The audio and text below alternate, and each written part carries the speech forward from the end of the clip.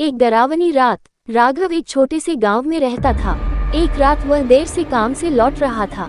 गांव के बाहर एक पुरानी हवेली थी, जिसके बारे में कहा जाता था कि वहां आत्माओं का वास है। राघव ने उन कहानियों पर कभी विश्वास नहीं किया, लेकिन उस रात कुछ अलग था। जैसे ही वह हवेली के पास से गुजरा, उसे किसी के रोने की आवाज सुनाई दी। उसने सोचा, शायद कोई मदद की जरूरत में है। वह आवाज की दिशा में बढ़ा।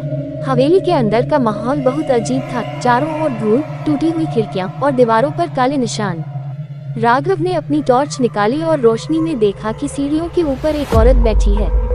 वह सफेद साड़ी में थी और उसके बाल चेहरे पर बिखरे हुए थे।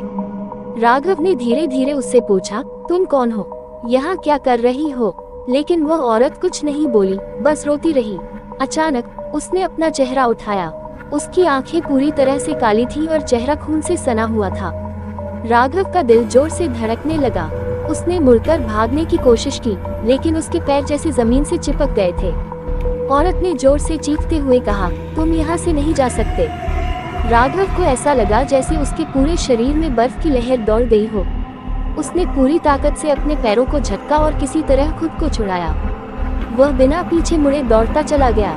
गांव पहुंचते ही उसने लोगों को अपनी कहानी बताई, लेकिन किसी ने भी उस पर विश्वास नहीं किया। वे बोले, वो हवेली कई सालों से खाली है, वहां कोई नहीं जाता। राघव आज भी उस रात को याद करके काम कुटता है। वह कहता है, कभी कभी रात में मुझे अभी भी उस औरत की आवाज सुनाई देती है, जो मेरा नाम पुकारती है। कोई नहीं जानता वह आवाज सच में है या राघव के डर का वहम। लेकिन गांव के लोग अब उस हवेली के पास से भी नहीं गुजरते।